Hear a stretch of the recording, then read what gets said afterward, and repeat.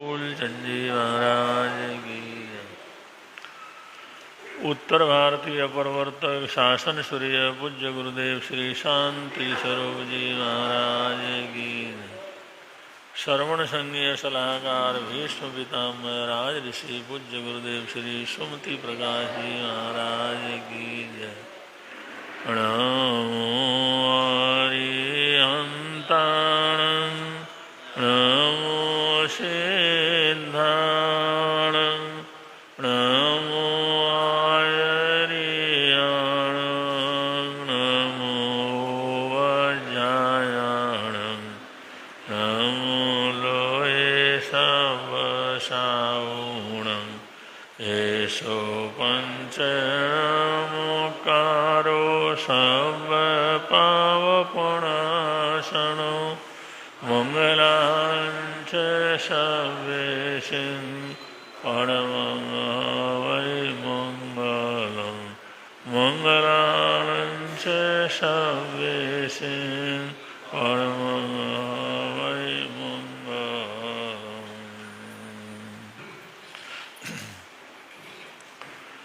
धम्मो मंगलमुखितं अहिंसा संयमोत्तवो देवावित्तं नमस्यन्ति यस्य धम्मे संयमो जातुमस्य भूतेषु अमरो अव्ययैरसं नयपुफं किलामि सूर्यपीडे अपायम् एवं समणमुता जेलोये सन्ति साउणो विहङ्गमवभूतेषु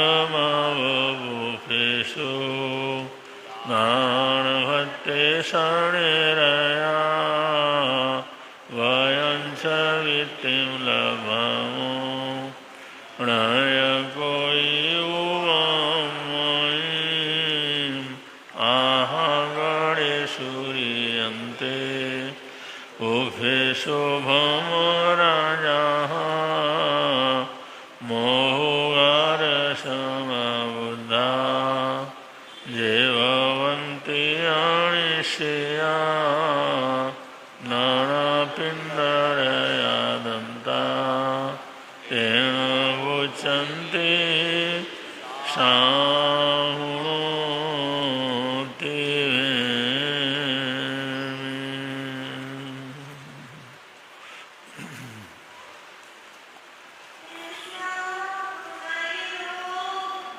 कर देना था हाँ हाँ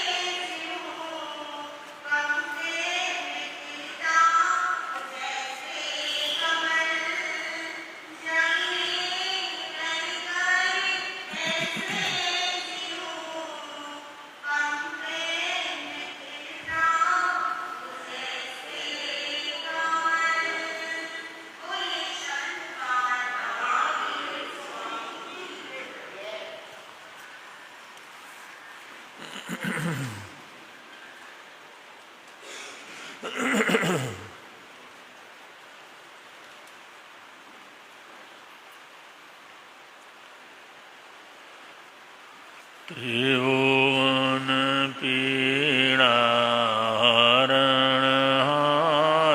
हो, तुमको मेरा नमस्कार। सर्व जगत के अलंकार, प्रणाम तुम्हें मेरा हर बार। तीन जगत के नाथ आपके चरणों में जाऊं बलिहार। भवसागर के शोषण करता, तुमको वंदन बारं। नाम प्रभु का निहाल कर दे, फूल शांति के खूब खिले। मानव जीवन महक उठे तब, सुमति अरु सत्कर्म मिले। बीत रागता ध्येय ध्यान का, सद जाए नर जीवन में। अनेकांत अहिंसा फलित हो, जन जगत के ब्राह्मण में। अनेकांत अहिंसा फलित हो, सर्व जगत के ब्राह्मण में।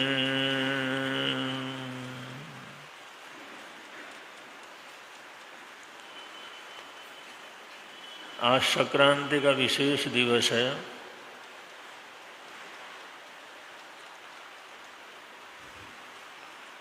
वैसे तो संक्रांति ये हमारी भारतीय संस्कृति की बहुत प्राचीन परंपरा है। जब से ही भारतीय गणित शास्त्र है तब से ही इसकी परंपरा चालू है। लेकिन इन संस्कृति की इस संक्रांति की महत्ता को बहुत ज़्यादा जो आगे बढ़ाया था वो आचार्य सम्राट प्रधानाचार्य श्री सोहनलाल जी महाराज साहब, उन्होंने अमृतसर में इसको विशेष महत्व प्रदान किया था।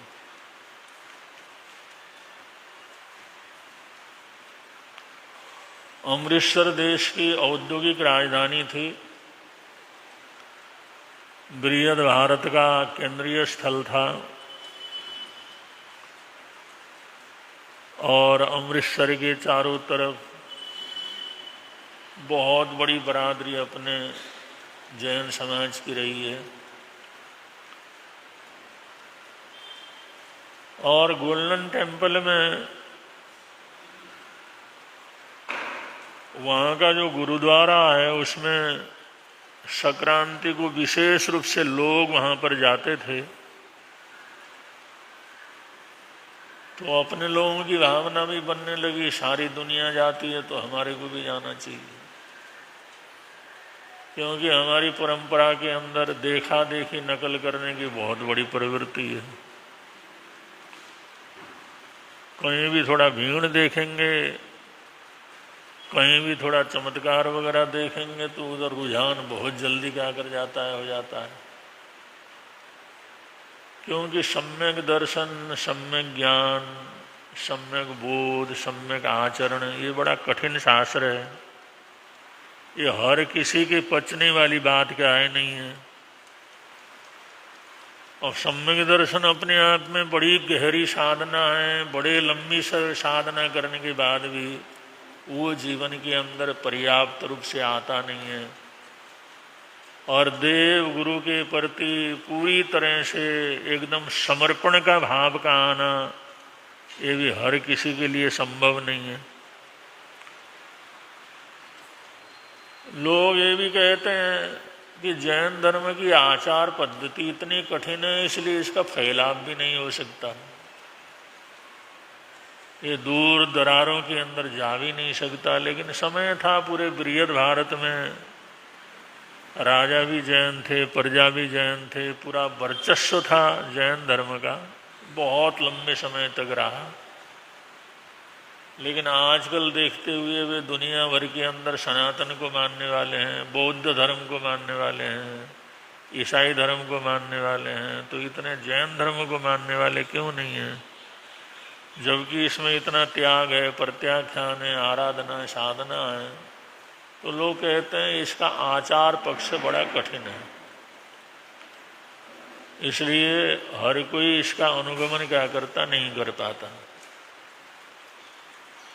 जिस समय बाबा साहब अम्बेडकर ने अपने जीवन की उन कटु अनुभवों को देखते हुए उन्होंने ये निर्णय लिया था कि मैं सनातन जो वैदिक परंपरा है इसको जो है छोड़ करके ऐसी संस्कृति को अपनाऊं जिसमें किसी प्रकार का भेदभाव न हो,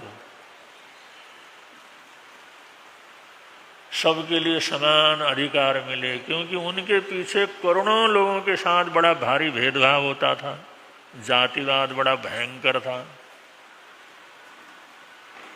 और वो करोड़ों लोगों में एक आशा का किरण बन करके बाबा साहेब अम्बेडकर सामने आए, इतने विद्वान बने, इतने कष्टों को सहे, दुनिया भर के अंदर अपनी पहचान करवाई, संविधान लिखने में सबसे आगे गए, उनके बराबर का विद्वान नहीं था।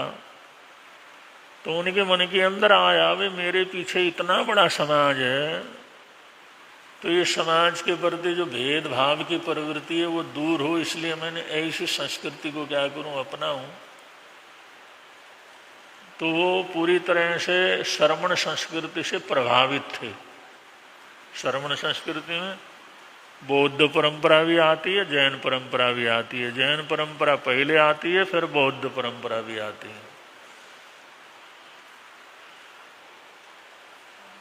तो बड़े प्रभावित थे वे। जैन धर्म में जातिवाद नहीं माना जाता, सबके लिए समभाव की प्रवृत्ति है, मानव को एक ही माना जाता है, और कहा भी है एका मानवा जाति, मानव की एक ही जाति है, मानव की कोई दो दो जातियां नहीं है।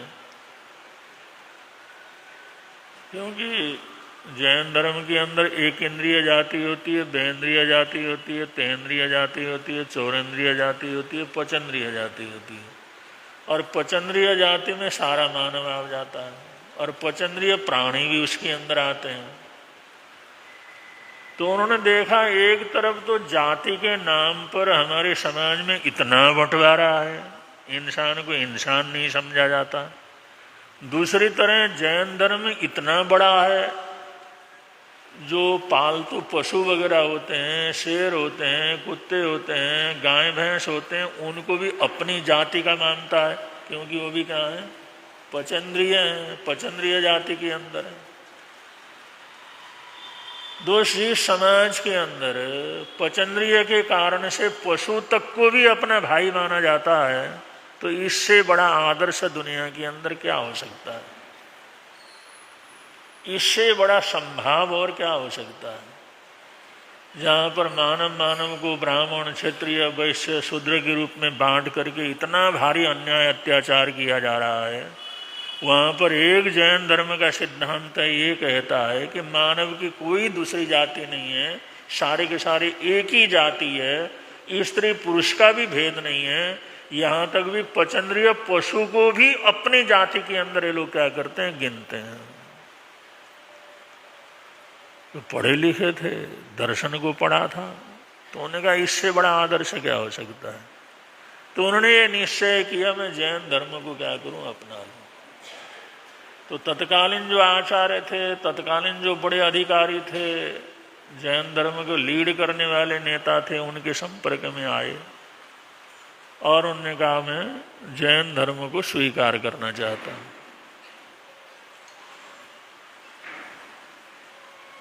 उन्होंने कहा भाई जैन धर्म को आप तो स्वीकार करेंगे, ये बात आई भी आपके पीछे। उन्होंने कहा और भी लाखों करोड़ों लोग इसको क्या करेंगे, स्वीकार करेंगे कि मेरी जाति के जितने भी लोग हैं, मेरी बरादरी के जितने भी लोग हैं, वो भी मेरे साथ साथ क्या करेंगे, जिस धर्म को मैं स्वीकार करूंगा उसी को वो स्वीकार करेंगे। तो बड़ी भारी समस्या वहां पर ये पैदा हो गई कि जैन धर्म के अंदर जो भी दीक्षित होता है उसके लिए शाकाहारी होना अनिवार्य है, उसको कम से कम शाकाहारी होना। 5 कुव्यसनों का त्यागना अनिवार्य है, लेकिन 5 कुव्यसनों को पूरी तरह से त्याग भी ना सके तो कम से कम उसको शाकाहारी होना तो क्या है, परम आवश्यक है।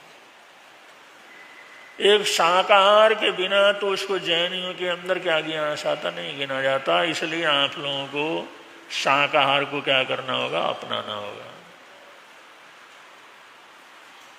तो बाबा साहब अम्बेडकर ने कहा मैं तो अपना सकता हूं, लेकिन मेरे पीछे वाले कितने गरीब लोग हैं, अनपढ़ लोग हैं, जिनको मानव के रूप में भी नहीं स्वीकारा गया, और वो लोग जिंदगी भर इसी खान पान के अंदर वैसा ही काम करते हैं, वो लोग सारे कहाँ से शाकाहारी होंगे?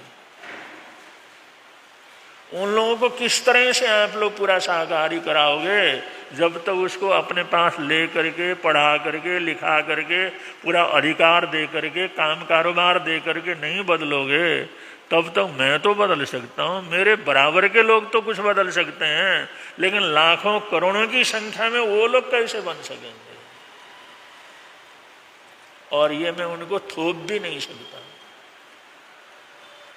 तो यहीं से हुआ फिर हम ये लाचार हैं कि आपको जैन धर्म की दीक्षा क्या कर सकते, नहीं दे सकते। तो मतलब मैं बतलाने का क्या है, जैन धर्म की आराधना साधना कठिन प्रक्रिया है कि हम शाकाहार के बिना तो, क्योंकि जो जैन होगा उसमें हमारे संत गोचरी को लिए जाएंगे, भोजन पानी के लिए जाएंगे, वहाँ पर मांसाहार चलेगा तो नहीं जा सकते। फिर जो संभाव से आप जो अपने जीवन के अंदर यहाँ आना चाहते हैं वो चीज़ तो यहाँ पर नहीं बन पाएगा।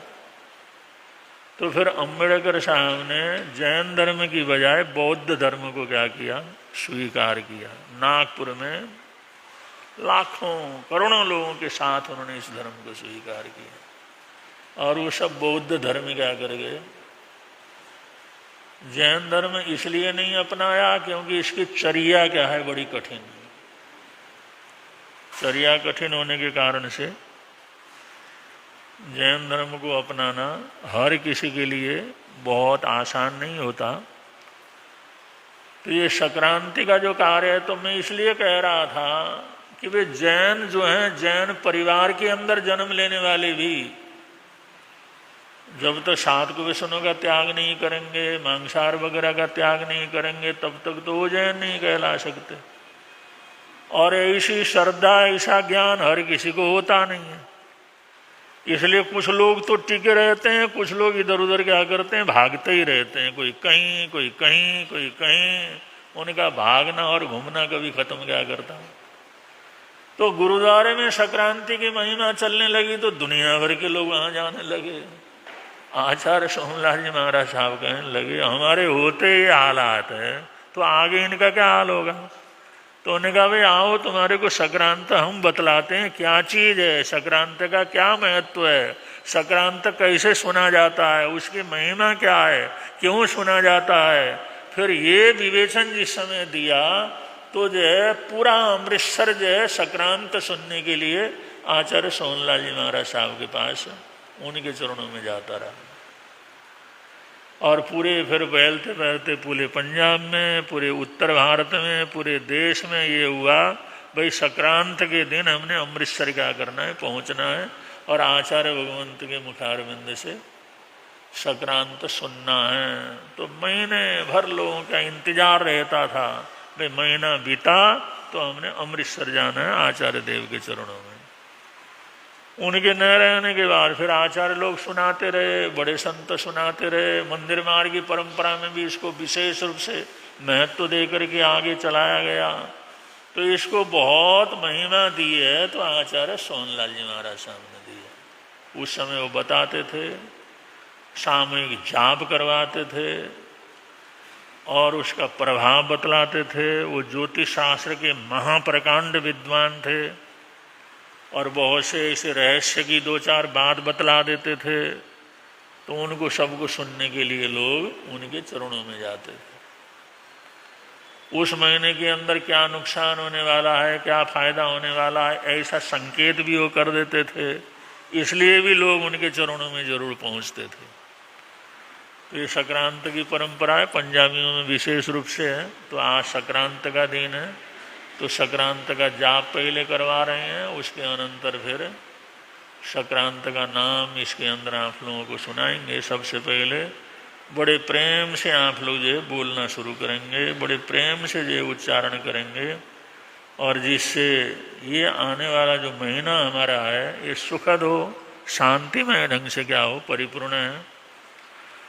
तो आज से जेठ का महीना प्रारंभ हो जाता है। आज सूर्य मेष से निकल करके वृष राशि के अंदर प्रवेश करता है। उसी प्रवेश को संक्रांत कहते हैं।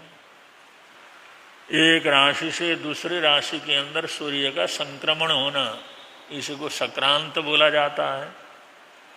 और आचार्य भगवंत का कहना था भाई जो राशि के अंदर जैसे राशि परिवर्तन करता है, ऐसे समय में अगर हम ध्यान करते हैं, जाप करते हैं, पाठ करते हैं, प्रतिज्ञा करते हैं, तो जैसा करते हैं उसका फल तुरंत उसको मिलना शुरू हो जाता है।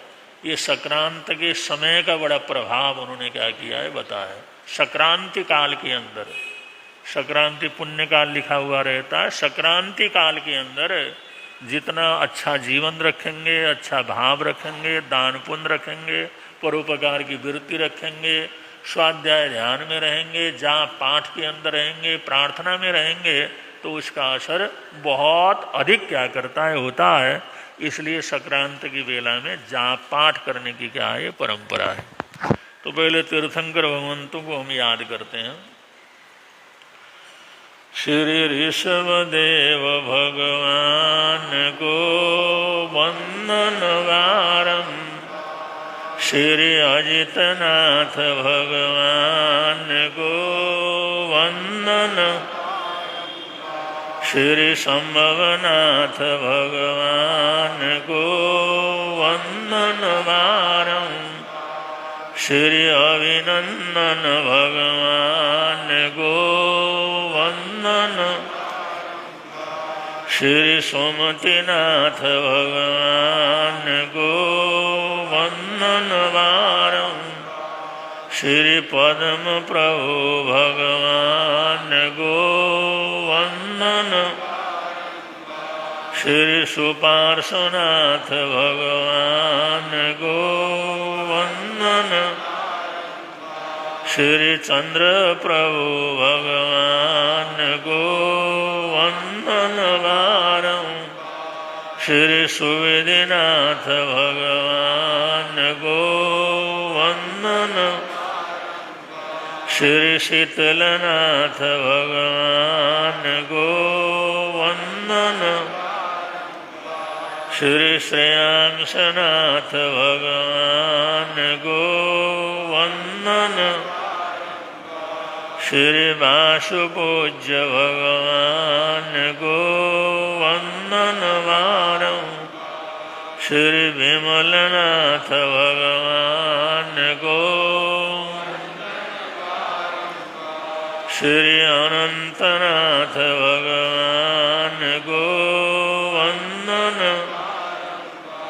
श्री धर्मनाथ भगवान को वंदन, श्री शांतिनाथ भगवान को वंदन, श्री शांतिनाथ भगवान को वंदन वारम, श्री शांतिनाथ भगवान को वंदन बारं। श्री शांतिनाथ भगवान को वंदन बारंबार। श्री शांतिनाथ भगवान को वंदन बारं।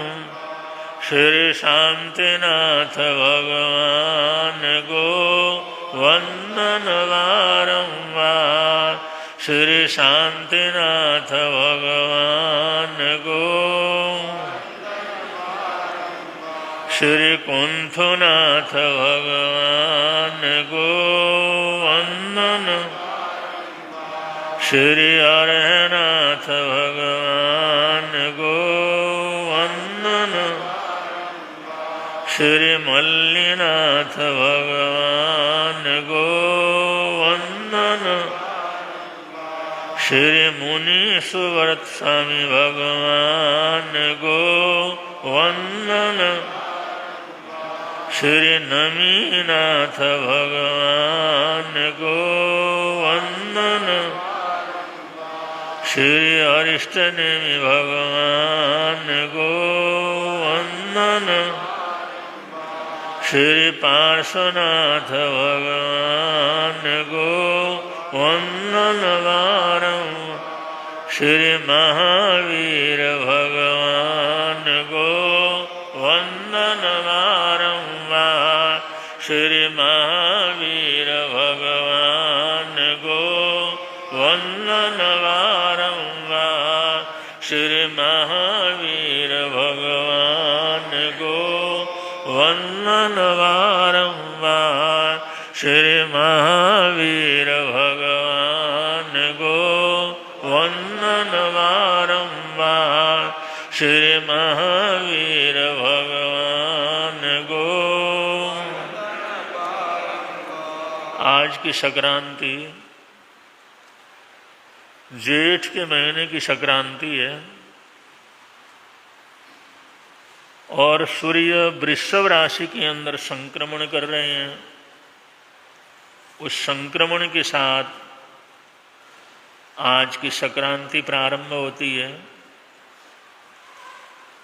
और ये शुक्रवार के दिन सूर्य का वृषभ राशि के अंदर संक्रमण हो रहा है। तो इस संक्रांति का नाम वृष की संक्रांति है और वृष की संक्रांति का आज पहला प्रविष्ठा है। ये जो जेठ की संक्रांति, वृष की संक्रांति, जेठ के महीने का पहला प्रविष्ठा हर व्यक्ति के लिए सुखद हो, मंगलमय हो, स्वास्थ्यदायक हो, घर में सब प्रकार की सुख शांति आनंद मंगल रहे, उसके लिए हम अरिहंत सिद्धों को बड़े आदर सत्कार के साथ, बड़े सम्मान के साथ उनका नाम स्मरण करेंगे। पहले हम बोलेंगे, फिर आप लोग रल मिल करके उसको क्या कर सकते हैं, बोल सकते हैं। और जितने अच्छे ढंग से बोलेंगे, जितनी श्रद्धा से बोलेंगे, सद्भावना से बोलेंगे, उतना ही आनंद रहेगा। ये वर्ष सूर्य का वार है, सूर्य से संबंधित ये वर्ष है, वर्ष का स्वामी सूर्य है।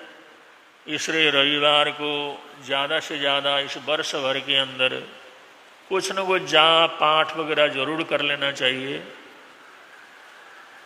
और नमो सिद्धाणं से सूर्य को जो है नमस्कार किया जाता है। नमकार मंत्र के अंदर नमो सिद्धाणं है। अगर ये नमो सिद्धाणं का जाप विशेष रूप से करते हैं तो बहुत अच्छा रहता है, स्वास्थ्य के लिए, समृद्धि के लिए, घर की सुख शांति के लिए, समाज की सुख शांति के लिए। तो सूर्य साल भर का स्वामी है और शुक्रवार को उसका संक्रमण हो रहा है। तो अरिहंत सिद्धों का स्मरण हम करते हैं, जिससे आने वाला ये महीना हम सब के लिए आनंद मंगलकारी हो और पूरी दुनिया के अंदर सुख शांति का एक वातावरण बने।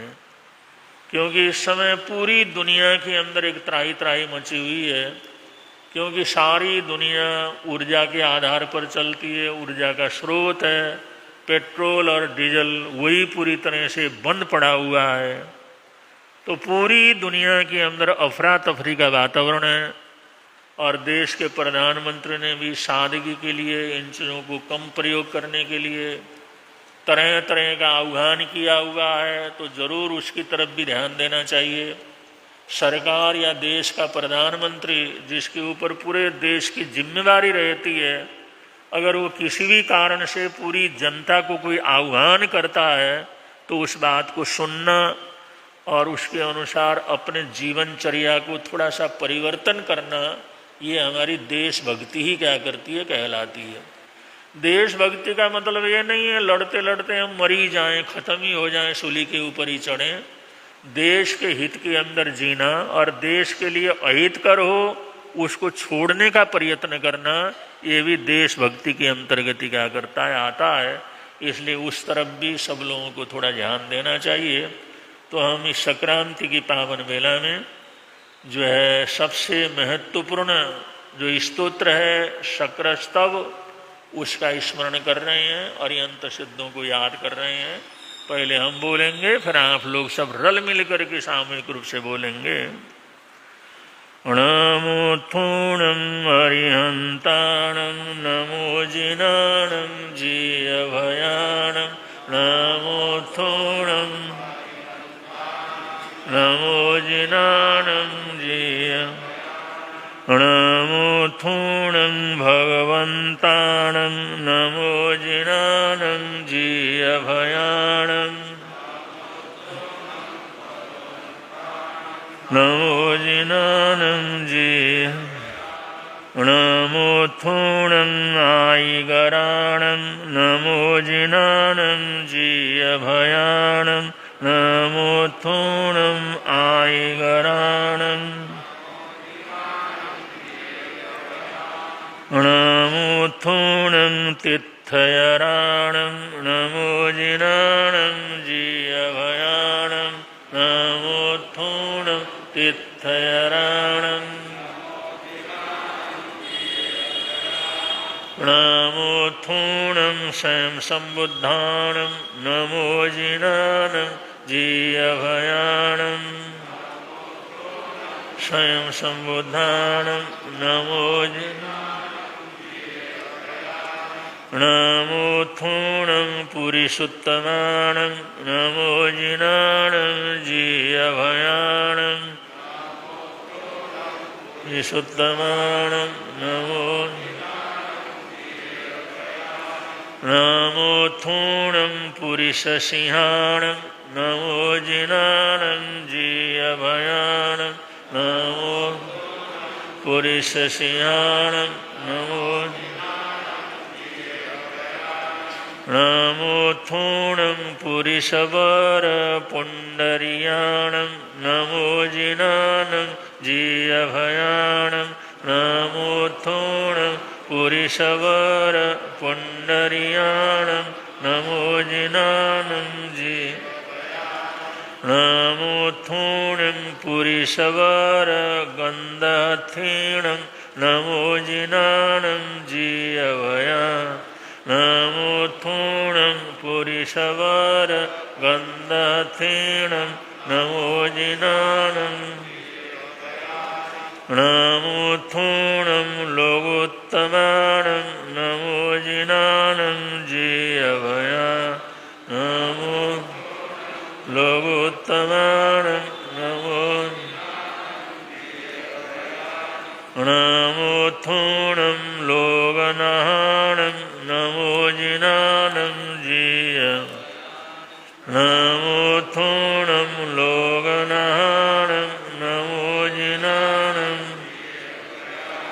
नमो थूणं लोकहीयाणं नमो जिनानं जीयभयाणं नमो थूणं लोकहीयाणं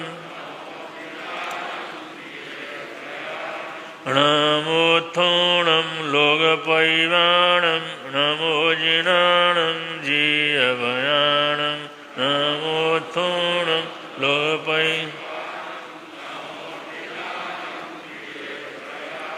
नमो थूणं लोकपज्जयगराणं नमो जिनानं जीयभयाणं नमो थूणं लोकपज्जयगराणं नमो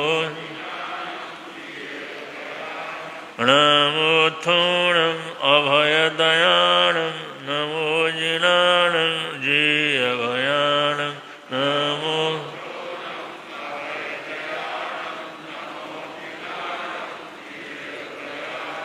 नमो थूणं चक्षुदयाणं नमो जिनानं जीयभयाणं नमो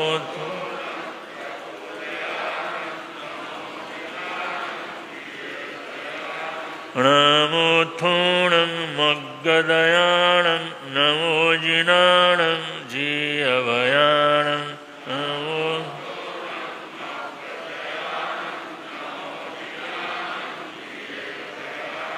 नमो थूणं बोहिदयाणं नमो जिनानं जीयभयाणं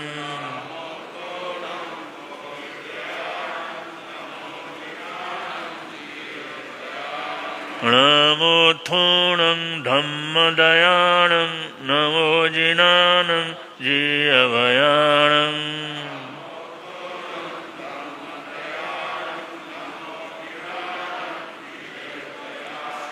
नमो थूणं धम्मदेशयाणं नमो जिनानं जीयभयाणं नमो धम्मदेशयाणं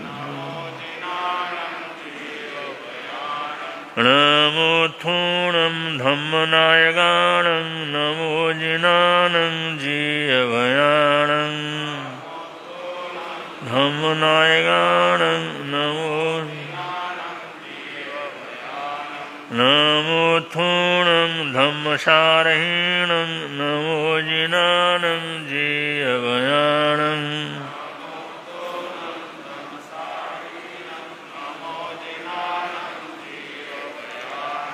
नमो थूणं धम्मवरचाऊरन्तचकवट्टीणं नमो जिनानं जीयभयाणं नमो थूणं धम्मवरचाऊरन्तचकवट्टीणं नमो जिनानं नमो थूणं दीवोत्तानं नमो जिनानं जीयभयाणं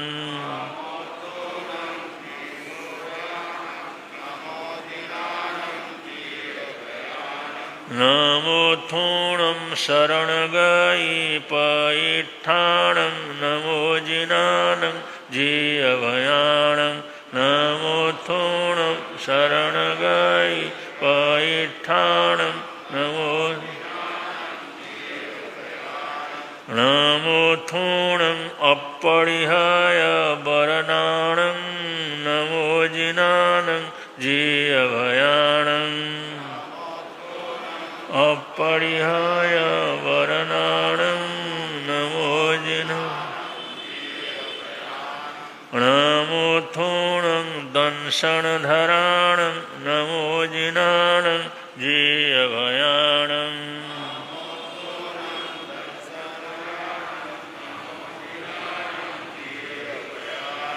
नमो थूणं वियट्टछौमाणं नमो जिनानं जीयभयाणं वियुट्टछौमाणं नमो नमो थूणं जीर्णाणं नमो जिनानं जीयभयाणं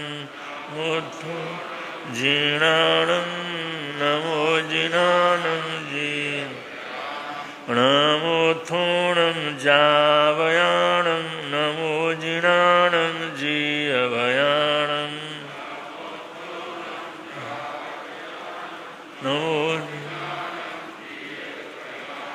नमो थूणं तिन्नाणं नमो जिनानं जीयभयाणं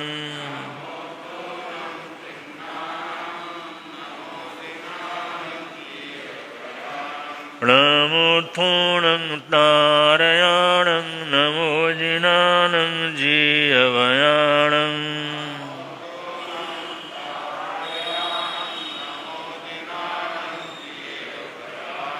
नमोऽथूणं बुद्धाणं नमो जिनानं जीवयाणं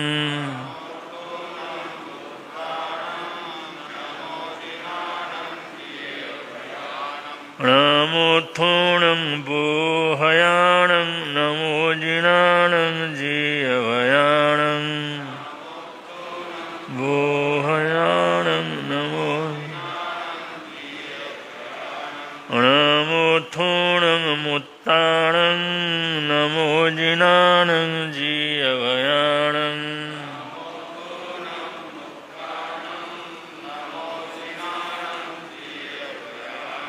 नमोऽथूणं मोयगाणं नमो जिनानं जीवयाणं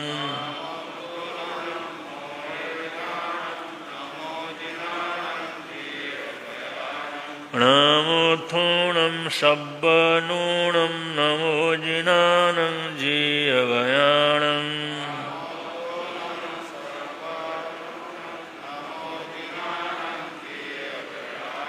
नमोऽथूणं शब्दऋषीणं नमो जिनानं जीवयाणं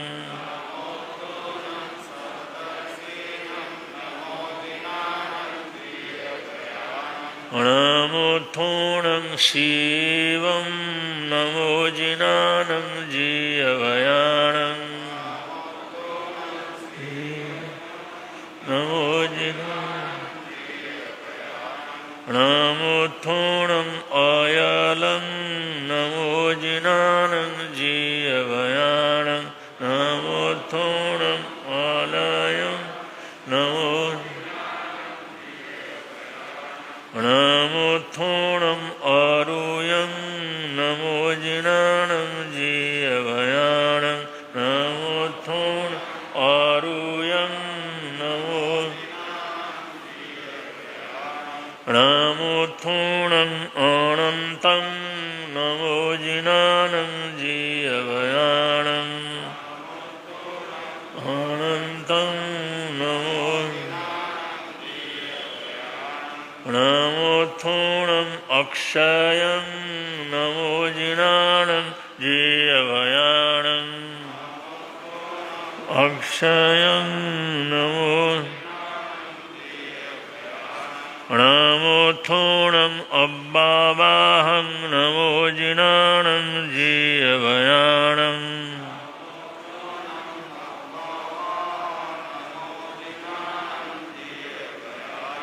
नमोऽथूणं अमण अपूर्णावित्तिं नमो जिनानं जीवयाणं नमो अपूर्णावित्तिं नमो जिनानं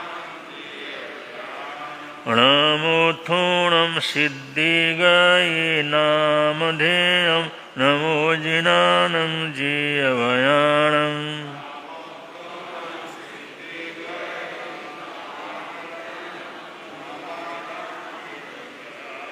नमोऽथूणं सिद्धिगये नामधेयं नमो जिनानं जीवयाणं दिगये नामधेयं नमो नमोऽथूणं सिद्धिगये नामधेयं नमो जिनानं जीवयाणं सिद्धिगये नामधेयं नमो नमोऽथूणं ठाणं सम्पत्ताणं नमो जिनानं जीवयाणं नमोऽथूणं ठाणं सम्पत्ताणं नमो नमोऽथूणं ठाणं सम्पत्ताणं नमो जिनानं जीवयाणं वत्ताणं नमो जिनानं जीवयाणं नमोऽथूणं ठाणं सम्पावेयो कामानं नमो जिनानं जीयवयानं नमोत्थोनं ठाणं सम्पावेयो कामानं नमो जिनानं जीय नमोत्थोनं ठाणं सम्पावेयो कामानं नमो जिनानं ठाणं सम्पावेयो कामानं नमो जिनानं जीयवयानं नमो जिनानं जीयवयानं नमो जिनानं जीयवयानं नमो जिनानं जीयवयानं नमो जिनानं जीयवयानं नमो जिनानं। आज संक्रांति की महावेला में इस जो है श्रेष्ठ इस सूत्र के माध्यम से सभी सिद्ध भगवंतों को और मोक्षगामी जितने भी आत्माएं हैं जो मोक्ष की अभिलाषा रखते हैं उन सबको ठाणम संपाव्यु कामाणम, जो स्थान की अभिलाषा रख करके आगे बढ़ने वाले हैं उन सभी आत्माओं को बड़ी श्रद्धा सद्भावना के साथ आप लोगों ने याद किया, बड़ी मंगल कामनाओं के साथ अपने मस्तक को उनके चरणों में नवाया। ये संक्रांति का पाठ आप सबके लिए स्वास्थ्यवर्धक हो और उसके लिए सिर्फ जाप नहीं, अपने स्वास्थ्य का ध्यान भी रखना है। उसमें थोड़ा बहुत चलना फिरना है, योगा है, घर का खाना है, बाजार के खाने से अपने आप को बचाव रखना है। आजकल घर में ही लोग शुद्धि नहीं रखते तो बाहर बाजार की चीज़ों में कोई शुद्धि क्या करती होती नहीं है। जो घर परिवार के लोग घर परिवार के हित के लिए, उनके चिंतन के लिए, उनके स्वास्थ्य के लिए अपने चूल्हे में भोजन बनाते हैं, उसके अंदर कोई अगर जो है अशुद्ध पदार्थ, कोई ऐसी भावना भी रही हुई हो ना, तो मंगल कामनाओं से उसको बनाते बनाते अपने आप शुद्ध भी क्या कर जाता है, हो जाता है। और बाहर बाजारों का, मजदूरों का बनाया हुआ, दुनिया भर के दुख और तकलीफ से गुजरने वाले मजदूर, आधा पेट खा करके काम करने वाले मजदूर, या तरह तरह के अन्याय और अत्याचार से पीछे हुए मजदूर, वो दुर्भावना पूर्वक, क्योंकि जो उनके साथ कोई न्याय संगत ऐसा तो कम होता है। हर जगह पर एक गरीब का शोषण रहता है, जरूरतमंद का शोषण रहता है। तो ऐसे लोगों के द्वारा जो बनाया हुआ भोजन है उसको हम ग्रहण करेंगे, वो तो शुद्ध भी क्या हो जाता है, अशुद्ध ही हो जाता है। जो शुद्ध भी हो ना, अशुद्ध हो जाता है। और बनाने वाले वहाँ पर न अपनी सफाई का ध्यान रखते हैं, न हाथ पैरों को धोने का ध्यान रखते हैं, न अपनी कोई बीमारी का ध्यान रखते हैं। मजदूर तो चार बुखार होता है तब भी, क्योंकि उस काम करने के लिए उसने जाना है, और वो खाद्य पदार्थ जहाँ पर बनते हैं वहाँ जा कर के उसने क्या करना है, काम करना है। काम नहीं करेगा तो पैसा नहीं मिलेगा, पैसा नहीं मिलेगा तो फिर घर का गुजारा कैसा होगा। तो बीमार है, जुखाम में, खांसी में, बुरी हालात में, वो भी जा कर के वहाँ पर काम में क्या करता है, लगा रहता है। और ऐसे वातावरण के अंदर बना हुआ भोजन वो किस तरह से हमारे को सुख शांति प्रदान कर सकता है। इसलिए बाजार के खाने से परहेज रखना चाहिए, घर के खाने को महत्व देना चाहिए। नहीं तो ऐसी ऐसी बीमारियां हो रही हैं, जरा सी बात होती है और हाथ का पैसा एकदम पानी की तरह क्या कर जाता है, उड़ जाता है। तो स्वास्थ्य का स्वयं हम लोगों ने ध्यान रखना है। जरा सा पेट दर्द होता है, सिर दर्द होता है, छोटी मोटी बीमारी होती है, छोटी मोटी तकलीफ होती है। और वो पहले क्या थे, दर्द दुर्द हो जाता था, देसी चीज ले ला करके अपना ठीक ठाक हो जाते थे। अब तो कहते हैं भाई जरा सा सिर दर्द हुआ, चलो भाई डॉक्टर के पास जाओ। जाते गए तो MRI करवाओ, CT स्कैन करवाओ। और वो दुनिया भर का खर्च तो जाते ही शुरू क्या कर जाता है, हो जाता है। वो नहीं कहता तुम नहीं सोए होंगे इसलिए सिर दर्द हो रहा होगा, या खाया पिया नहीं होगा इसलिए सिर दर्द रहा होगा, या कोई टेंशन में होंगे इसलिए सिर दर्द रहा हुआ, ऐसा नहीं बोलता। उन्होंने कहा CT स्कैन करा के लाओ, MRI करा करके लाओ। तो आज हॉस्पिटल के अंदर जाने का मतलब, वैसे तो जाना तो पड़ता है जब तकलीफ हो, लेकिन छोटी मोटी बीमारी को खुद ठीक करने का क्या करना है, प्रयत्न करना है। अगर थोड़ा सा इस तरफ ध्यान रखेंगे तो बहुत सी तकलीफों से हम बच सकते हैं। और हॉस्पिटलों के अंदर जो प्राइवेट हॉस्पिटल सिर्फ लूटने के लिए अच्छा काम करने वाले भी बहुत हैं, लेकिन आज तो ऐसा कारोबार हो गया है, लूटपाट बहुत ज़्यादा क्या करता है, चलता है।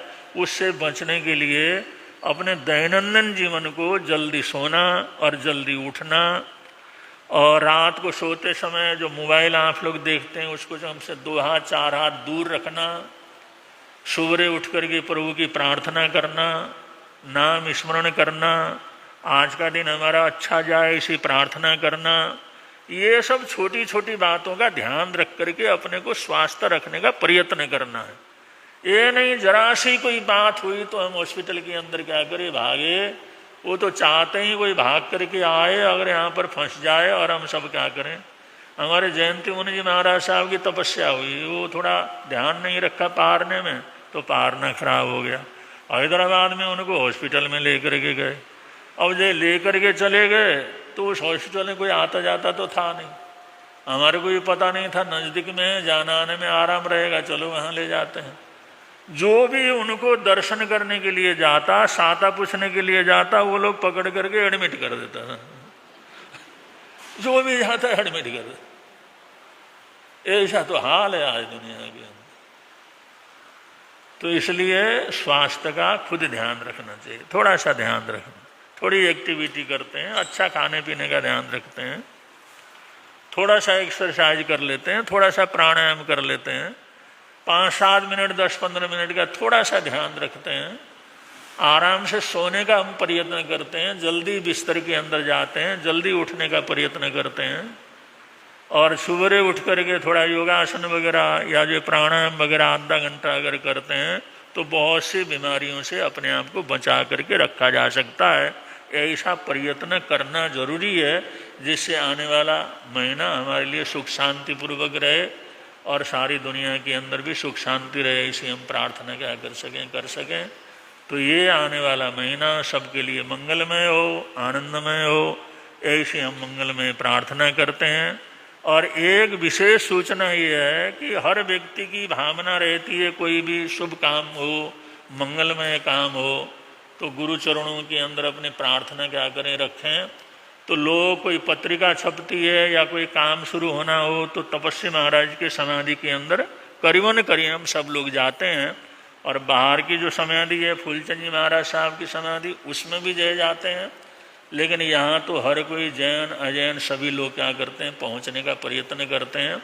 और बहुत से अजैन भाई बहनों ने भी बतलाया, यहाँ बाबा जी के चरणों में हमने प्रार्थना की तो हमारी प्रार्थना जरूर पूरी क्या कर जाती है, हो जाती है। तो बाहर से आने वाले यहाँ वाले सभी लोग उन चरणों के अंदर क्या करते हैं, जरूर जाते हैं। और जब मांगलिक कार्यक्रम हो तो मिठा वगैरह लेकर के जाते हैं, बर्फी वगैरह ले जाके जाते हैं, लड्डू वगैरह लेकर के जाते हैं। तो वो डब्बा सहित वहीं पर थोड़ा उनके चरणों में चढ़ा करके छुआ देना चाहिए, लेकिन उसको उठा करके वहाँ डालने की कभी प्रयत्न क्या करना नहीं करना। अगर ऐसा करते हैं तो इसमें बहुत बड़ा दोष क्या करता है, ये लगता है कि आजकल गर्मी का मौसम है, मिठा वहाँ पर पड़ा रहता है तो दुनिया भर की चींटियाँ वहाँ पर क्या कर जाती हैं, दुनिया भर की चींटियाँ आती हैं, वो चींटियाँ इकट्ठी होती हैं और लोगों का आना जाना रहता है। पता नहीं कितने जमीन के अंदर पैर के नीचे आकर के मर जाती हैं और कितने वैसे ही मर जाते हैं। और फिर साफ सफाई करते हैं तो वैसे ही दुनिया भर का हो जाता है। इसलिए समाधि में कभी भी कोई भी मिठी चीज़ वहाँ पर छोड़ना नहीं। चढ़ाना हो तो चढ़ाओ, चरणों में रख दो डब्बा, और ये वंदना करके वो स्वीकार होने के बाद लाओ और उसको क्या कर दो, बांट दो। ये नहीं वहाँ पर मीठा कोई भी डालने का प्रयत्न नहीं करना है। अगर जो कुछ लोग प्रयत्न करते हैं तो देखा देखी सारे ही करना क्या कर जाते हैं, शुरू कर देते हैं। कोई भी देखे तो उनको भी कहना भाई यहाँ पर इस तरह से नहीं रखा जाता, इसलिए उस समय उठवा देना। खुद भी विवेक रखना, खुद भी ध्यान रखना, और जाते आते समय भी ध्यान रखना। कोई रखता है तो उसको समझा देना ऐसे रखने की जरूरत यहाँ पर नहीं है। अगर तुमने दानी करना है तो पैसा वगैरह जो भी है उसके अंदर सबकी चीज़ डाल दो, लेकिन मिठ्ठे को वहाँ पर डालना नहीं, जिससे किसी की जीव जंतु की हानि क्या करो न हो। और उसके लिए बहुत ज़रूरी है, क्योंकि अगर वहाँ पर मीठा पड़ता रहेगा तो कीड़ियाँ भरती रहेंगी, उनके घर बनते रहेंगे, बैठना मुश्किल हो जाएगा, आना जाना मुश्किल हो जाएगा। करेंगे धर्म ध्यान करने के लिए, लेकिन उसमें पता नहीं कितने जीवों की हत्या का पाप हमारे सिर के ऊपर लगेगा। इस बात का सभी लोगों ने क्या करना है, ध्यान रखना है। और विशेष रूप से हमारे अधिकारी जो भी हैं, हमारे ऐसे जैन सभा के पदाधिकारी हैं, उन सब का अपना कर्तव्य होता है, या हमारे सोसाइटी के अधिकारी हैं उन सब का भी अपना कर्तव्य होता है कि हम थोड़ा सा ऐसी बात हो तो प्रेम से अगले को क्या करें, समझाएं। तू तड़ाक करके नहीं, गाली दे करके नहीं, ऊंचे शोर में नहीं, हाथ जोड़ करके, भाई ऐसे हमारा विधान है, गुरु महाराज का ऐसा आदेश है, ऐसा होता नहीं है, इसलिए इसको अपने साथ ले जाओ और बांट दो। ऐसे क्या करना नहीं रखना। अगर प्रेम पूर्वक करते हैं, समझाते हैं तो सभी लोग मानते हैं। तो इसलिए इस बात का जरूर सब लोगों ने क्या करना है, ध्यान रखना है। तो इन्हीं मंगल कामनाओं के साथ आज का जाप आप लोगों ने संपन्न किया। ये संक्रांति सबके लिए मंगलमय हुए, इसी मंगल कामनाएं हैं। 2 मिनट 10 मिनट के लिए बड़े प्रेम से नमकार मंत्र के सामूहिक जाप के अंदर आप लोग तल्लीन होंगे और आखिर तक आप लोग ध्यान के अंदर ही बैठेंगे। थोड़ी देर के लिए ये संक्रांत का जाप, संक्रांत आप लोगों को हम सुनाएंगे। बड़े प्रेम के साथ आप लोग बोलेंगे, नमो अरिहंताणं नमो सिद्धाणं नमो आयरियाणं नमो वज्रायाणं नमो लोये शब्बसाऊणं नमो अरिहंताणं नमो सिद्धाणं नमो आयरियाणं नमो वज्रायाणं नमो लोये शब्बसाऊणं नमो अरिहंताणं नमो सिद्धाणं नमो आयरियाणं नमो वज्रायाणं नमो लोये शब्बसाऊणं नमो अरिहंताणं नमो सिद्धाणं नमो आयरियाणं नमो वज्रायाणं नमो लोये शब्बसाऊणं नमो अरिहंताणं नमो सिद्धाणं नमो आयरियाणं नमो वज्रायाणं नमो लोये शब्बसाऊणं नमो अरिहंताणं नमो सिद्धाणं नमो आयरियाणं नमो वज्रायाणं नमो लोये शब्बसाऊणं नमो अरिहंताणं नमो सिद्धाणं नमो आयरियाणं नमो वज्रायाणं नमो लोये। येषो पंचणमुकारो सर्वपावपणासनो मंगलानं च सब्बेशिं परमं हवै मंगलं मंगलानं च सब्बेशिं परमं हवै आज 15 मई शुक्रवार, जेठ का महीना, वृषभ की संक्रांति। वृष की संक्रांति का पहला प्रविष्टा सबके लिए मंगलमय हो। और आज का जो जाप है और 1 महीने तक जो जाप करना है, ओम अरहं अरिहंताणं नमो नमः, ओम अरहं अरिहंताणं नमो नमः, ओम अरहं अरिहंताणं नमो नमः, ओम अरहं अरिहंताणं नमो नमः। इसका जितना जाप करेंगे उतना महीने में सब प्रकार की सुख शांति रहेगी। और इसमें श्री सुविधिनाथ भगवान को वंदन बारंबार, श्री सुविधिनाथ भगवान को वंदन। मन मन में ये प्रार्थना कर सकते हैं, जाते आते उठते बैठते कहीं भी बैठे हों, जा रहे हो आ रहे हो, तो ये वंदना मन के अंदर कर सकते हैं। इसका भी बड़ा भारी प्रभाव रहेगा। ये भी संक्रांति का विशेष पाठ है। सुविनाथ भगवान को वंदना जो है करना, बड़े लय के साथ बड़े प्रेम से आप लोग इसको क्या कर सकते हैं। जितना करेंगे उतना आनंद रहेगा। और जो भी नहीं आए उन लोगों को भी आप लोग सूचना दें, जिससे वो लोग भी करते रहें, तो सब प्रकार की सुख शांति रहेगी। अरिहंत मंगल सिद्ध मंगल साहु मंगल ध्याये, केवली का धर्म मंगल धार कर तिर। अरिहंत उत्तम सिद्ध उत्तम साधु उत्तम ध्याये, केवली का धर्म उत्तम धार कर तिर जाइए। अरिहंत शरणा सिद्ध शरणा साहु शरणा ध्याये, केवली का धर्म शरणा धार कर तिर। चार मंगल चार उत्तम चार शरणा ध्याये, आत्मा से आप भी परमात्मा बन जाइए, परमात्मा बन जाइए, परमात्मा बन।